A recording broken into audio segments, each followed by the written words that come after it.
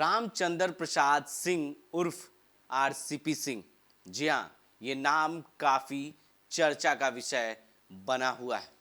आपको बता दें कि एक वक्त में आरसीपी सिंह का नाम नीतीश कुमार के बाद लिया जाता था, लेकिन अब ऐसा कुछ भी नहीं है। जब पद और अपना पावर खो चुके, उसके बाद जो है वो क्या करेंगे वो भी उन्होंने बताया, लेकिन उन्होंने पार्टी के लिए क्या क्या किया और मंत्री रहते हुए क्या क्या किया, ये तमाम बातें आज पटना एयरपोर्ट पर जब पहुंचे तो उन्होंने पत्रकारों से बातचीत के दौरान ये तमाम गिनतियां उन्होंने कराई है कि हमने पार्टी को कैसे सींचा है और पार्टी के लिए क्या क्या किया है, पार्टी में मेरी क्या क्या गरिमा रही और क्या क्या मेरा पावर रहा और कब कब हम किस पद पर रहें। ये तमाम बातें उन्होंने विस्तार से बताई है।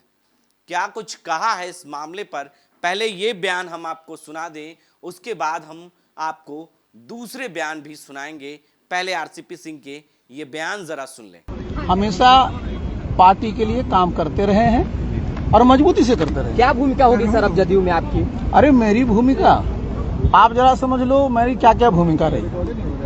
2010 में आप जानते हैं कि मैं राज्यसभा का सदस्य बना, उसी समय मैं पार्टी का महासचिव भी बना, फिर आगे चल करके मैं पार्टी का राष्ट्रीय अध्यक्ष भी बना, बीच में मैं पार्टी का महासचिव संगठन भी रहा और पिछले 1 वर्षों से मैं माननीय प्रधानमंत्री जी की कृपा से देश में केंद्रीय मंत्री भी रहा। तो मैंने तो संगठन में, सरकार में सब तरह के जो दायित्व है उसका निर्वहन किया है। तो आपने सुना कि किस तरीके से केंद्रीय मंत्री रहे, अब उन्हें पूर्व कहा जा सकता है क्योंकि उन्होंने पद से इस्तीफा दे दिया है और उन्होंने पद खोया। उसके बाद उन्होंने अपना पटना में घर खोया और उसके बाद पार्टी ने उन्हें सांसद तक नहीं बनाया, जिसके बाद उनकी नाराजगी जो है वो अब भी बरकरार है। और जब वो पटना एयरपोर्ट पर पहुंचे तो उन्होंने वो गिनतियां कराई कि हम पार्टी के लिए क्या क्या किए। अब उन्होंने क्या आगे का करेंगे इसका भी प्लान उन्होंने कर लिया है और वो क्या क्या करना चाहते हैं ये तमाम विस्तार से उन्होंने जानकारियां दी है कि किस तरीके से जो है पार्टी में ना रहते हुए, पार्टी के पद पर ना रहते हुए भी बहुत कुछ करना चाहते हैं। जरा वो भी बयान हम आपको सुना दें। और सबसे बड़ी बात क्या है कि पूरे जो हमारे बिहार में 8,500 के आसपास हमारे पंचायत हैं, 3,500 के पास हमारे जो नगर के वार्ड हैं, सब जगह जितने हमारे साथी हैं, जितने हमारे कार्यकर्ता हैं, उनके साथ मेरा बहुत ही आत्मीय संबंध रहा है, आत्मीय लगाव रहा है। क्योंकि मैं संगठन का आदमी हूँ और मैं कार्यकर्ता के साथ ही रहता हूँ। और फिर मैं आज की तारीख में न मैं सांसद हूँ, न मैं मंत्री हूँ और न मैं पद पार्टी में कोई पदधारक हूँ, लेकिन मेरा भी एक दायित्व है। और दायित्व क्या है, आज आप देखिए सबसे बड़ी चुनौती क्या है। बिहार में सबसे बड़ी चुनौती ये है कि हमारे जितने युवा साथी हैं, जितने हमारे छात्र हैं, उनको एक अच्छा नेतृत्व मिलना चाहिए। जितने हमारे किसान हैं उनकी आमदनी में कैसे बढ़ोतरी हो, जितने भी हमारे और भी साथी हैं उनका कैसे बिहार में अच्छा भविष्य हो, इसके लिए बहुत जरूरी होता है कि जो हमारे साथी हैं उनको ठीक से प्रशिक्षण दिया जाए। और आप जानते हैं कि मेरा अनुभव रहा है इसका, 40 वर्षों का मेरा अनुभव है। जितने भी हमारे साथी हैं, अब उन सबको, जैसे हमारे युवा हैं उनको मैं उद्यमिता के बारे में प्रशिक्षण दूंगा। जितने हमारे किसान हैं उनको मैं, जो हमारी प्राकृतिक खेती है, कैसे खेती लाभकर हो, कैसे हमारी धरती माता की और भी उपजाऊ है बढ़े, इन सब पर मैं अपना प्रशिक्षण करूंगा।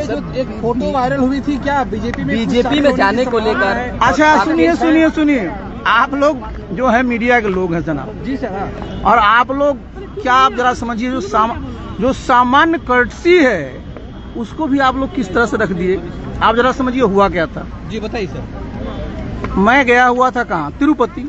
और क्यों मैं गया हुआ था, क्योंकि मैं इस्पात मंत्री हूँ और हर एक मंत्रालय में मंत्री के नेतृत्व में एक मंत्री जो वहाँ होता है, एक समिति होती है, कंसल्टेटिव कमेटी होती है और उसकी बैठकें की जाती हैं। हमारा मंत्रालय पहला मंत्रालय भारत सरकार में रहा जो कई वर्ष। तो आपने सुना कि जो दोनों बयान है वो दोनों बयान अलग हैं।